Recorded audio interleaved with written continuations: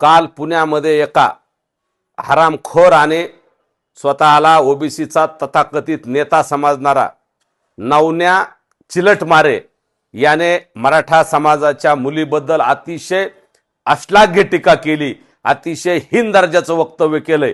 त्या वक्तव्याचा मराठा समाजच नव्हे तर सर्व भारत देशातून, महाराष्ट्रातून या सगळ्या वक्तव्याचा निषेध होतोय।